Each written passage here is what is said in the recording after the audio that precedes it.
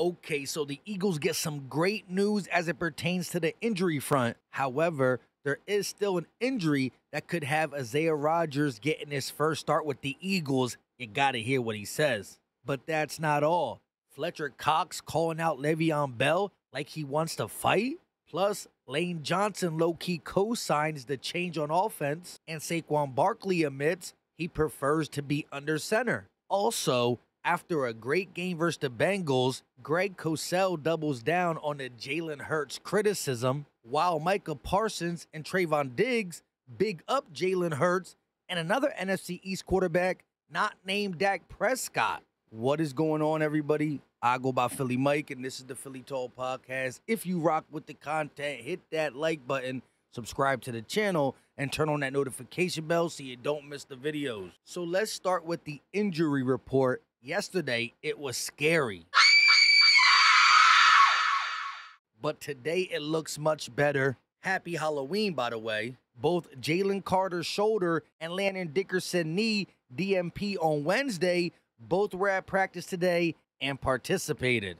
As for Dallas Goedert's hamstring, it still don't look good. And Big Play Slay, who's dealing with a groin injury, also didn't practice yesterday and still ain't practicing today, which is not a good sign. On a good note, Mekhi Becton, who had a limited practice Wednesday, is back practicing Thursday, so that concussion is trending on the right side for game day. As for Big Play Slay, I think he's been better than people are giving him credit for. However, I really liked what I saw from Isaiah Rodgers in that Bengals game. Not just the deflection that turned into an interception. Cooper DeJean said it best. Isaiah Rodgers played tight on his man on that 4th and 1, which allowed Cooper DeJean to get around him and not get caught up in traffic, which was a heads-up play by Isaiah Rodgers. And when asked by Zach Berman about possibly getting his first start with the Eagles and how that can help your stock around the NFL being a pending free agent after the season, this is what he had to say. I want to perform for the guys and the hires up here. I want to make a lot of plays here so I can find a way to stay here for the rest of my career. Again, all the love he's shown to fans and content creators, remember, we had him on the channel, is a big reason he's a fan favorite. But it don't stop there. We've seen his skill set at Indianapolis this training camp, and we believe that he can be a player on this defense when his time comes, which it did versus the Bengals, and it might just come once again versus the Jacksonville Jaguars, which we will be breaking down offensively and defensively in tomorrow's video. So subscribe, turn on notifications so you don't miss out. As for today, I want to continue to debunk some stuff, plus point out how mad Cowboy fans gotta be with how Micah Parsons and Trayvon Diggs is talking about other quarterbacks like Jaden Daniels, Jalen Hurts, but not Dak Prescott. Rank him among quarterbacks right now. I would say he's definitely top 10. Higher. You think he's top 5? For sure. Who else you gonna put in there? Give us your top 5 right now. I'm gonna go him. I'm gonna go Mahomes.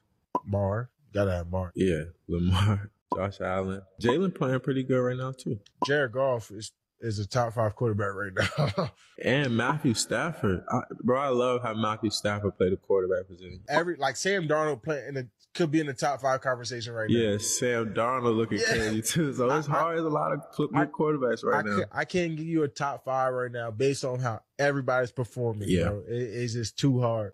Ultimately, they don't give their top 5. They say it's type hard, but they did name 7 quarterbacks playing well, and there are some others at the end of the day to not even throw Dak's name in there, knowing everybody's going to talk about it, means a lot. Mind you, the NFL is a what have you done for me lately type league, and when these players are on podcasts, they're just chopping it up what's on top of the dome. And so Jalen Hurts literally is playing as one of the best quarterbacks in the month of October, which was 3 games instead of 4 because we had a bye week. But check this out. Jalen Hurts weeks 1 through 4 versus weeks 6 through 8. Win-loss record 2-2 versus 3-0.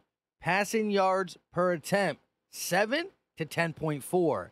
Passing touchdowns to interceptions 4-4 to 4-0. Total touchdown to total giveaways 6 to 7, and now it's 9 to 0. And passer rating 85.7 to 127.4. And Anthony DeBona takes it a step deeper. Eagles quarterback Jalen Hurts has 9 total touchdowns and 0 turnovers in the month of October. The last quarterback to reach those numbers in October was Tom Brady in 2016, per at True Media Sports. What did the Patriots and Tom Brady do in 2016? They won the Super Bowl. Just saying. But with Jalen Hurts playing this good and looking to build off it as he still continues to grow in this Kellen Moore offense, which remember is new to him, yet we still got Greg Cosell saying that Jalen Hurts ain't that good and he can't do this well, blah, blah, blah, blah, blah. Although he does say what he did do well versus the Bengals, which literally contradicts the other statement, but he's looking at Jalen Hurts in its totality, meaning at Oklahoma, when he first got in the league, and now. Don't you think he's gotten better? So you can't hold what he did bad early in his career till now. And he's only 26. You act like he's 35, like this is his ceiling.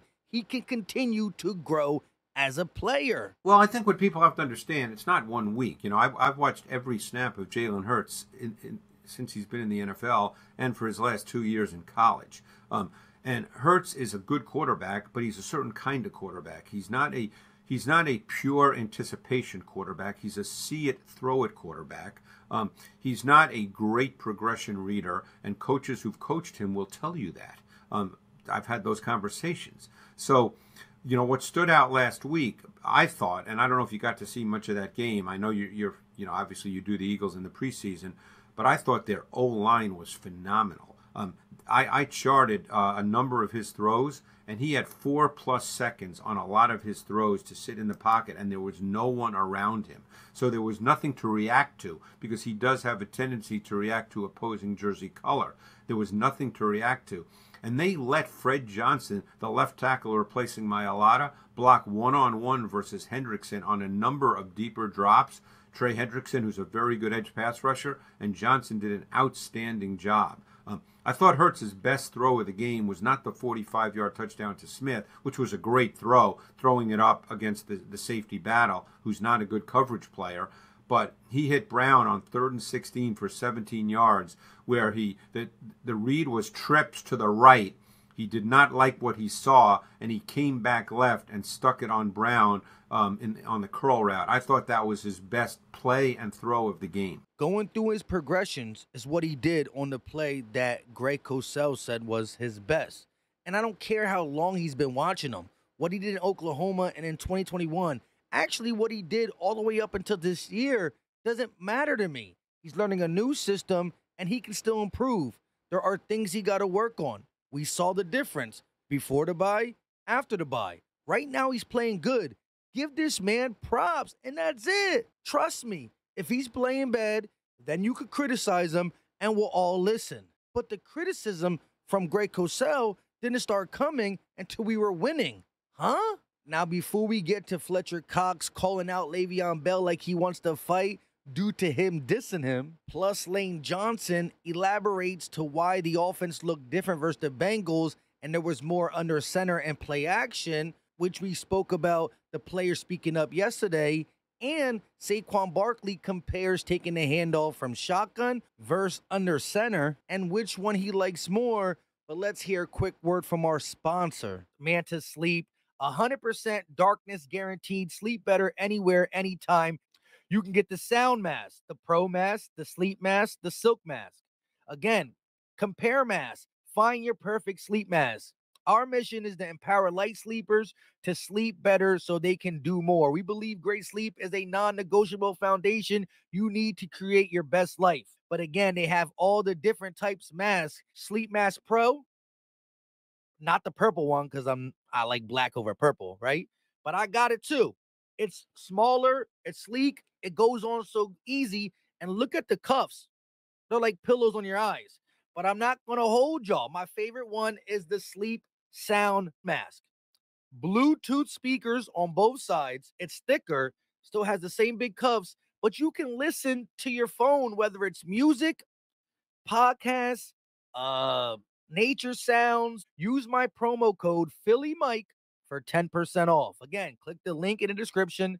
Use promo code PhillyMike for 10% off. You won't regret purchasing one of them sleep masks. Go check it out. Link is below. So, Fletcher Cox minding his business, chilling at home, and he goes on Twitter and sees a video of him in a suit with whatever's underneath going viral. They're saying he wore a blouse under it. Le'Veon Bell shared it and talked some trash. It was when he was playing for the Eagles, so it's been out for a while. I don't know, man. The suit is not my style at all. It is what it is. Le'Veon Bell said, LOL, grown-ass men wearing a blouse. I'm done. They done got to him. Fletch quote tweeted it 14 hours later and said, you need my number, my boy? I don't do that internet talk. I'm a real mother. Talk to me. Hey, man, I can't co-sign that suit, but I'm going to take Fletch over Le'Veon any day. Moving on to Lane Johnson on the offense's changes to go under center and do more play action. Why do you think we're seeing more under center, more play action? Is this all by design? Yeah, I mean, I think, when you put up, our offenses, in the times we haven't played well, we got to look at why and make some changes and put some new stuff out there that maybe teams haven't game planned for or seen. So, when you do that, like I said, it's when you don't have a weekly game plan for it and you have to make in-game adjustments, it's a lot tougher. So the offenses. Again, I like how he's saying we thought about changing things up so teams don't find us so predictable, blah, blah, blah, blah, blah. But it does help out all around. The missing people on the O-line, Jalen Hurts getting in rhythm, the defense thinking that we're going to hand the ball off to Saquon Barkley. It just opens up a lot. And it's funny that Lane Johnson clip surfaces a little bit after we talk about Brian Baldinger's response to Corey on Twitter. Any idea why it took them 8 weeks to do this? A few guys were tired of the offense and spoke up. As for the reason why the play action will work so good, the defenses are scared to death of Saquon Barkley. He was asked yesterday to compare the difference between a shotgun handoff and a under center handoff. Listen. You got to get used to them both. In college, that's all I did was shotgun runs. So it's kind of something I was used to. When I got to NFL, I kind of struggled with it a little bit of getting a feel for it and working on getting my shoulders square and like what's your tempo.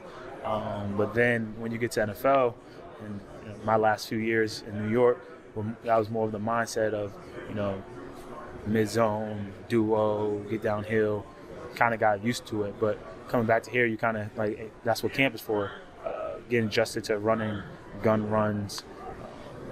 I think depending on the type of team you're playing, where the gun or under center comes in handy. But I think if you ask any running back, they'll probably say under center runs or pistol is a lot easier because we're able to get downhill a little quicker. But the beauty of this team is we have Jalen Hurts. He's a running threat. He's a dual threat quarterback. He can throw the ball and he can hurt you with his feet. So, and that helps me. It gets that end man on the line of scrimmage, was outside linebacker or DN. He got to play both of us. And if you want to sneak over there with Jalen a little too much, there's a seam. If I time it up right out of the gun, murder she wrote. And if you want to collapse, he's out the back door. He knows why we're in shotgun due to Jalen Hurts' legs, like Kellen Moore said, but you can also be in shotgun to utilize Jalen Hurts' legs, but it's called the pistol formation. So yeah, Jalen's in shotgun, but Saquon Barkley's still behind him. So if we do hand it off, he's going downhill. Under center ain't the only way to get Saquon Barkley running downhill. That element with play action is deadly when you have bona fide wide receivers and a bona fide running back.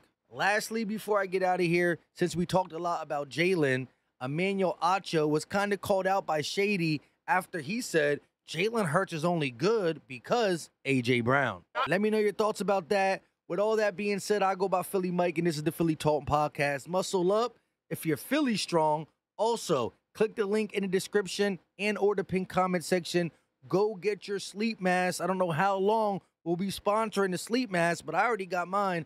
Go get yours. Leave a thought in the comment section. Until next time, you know what time it is. We out.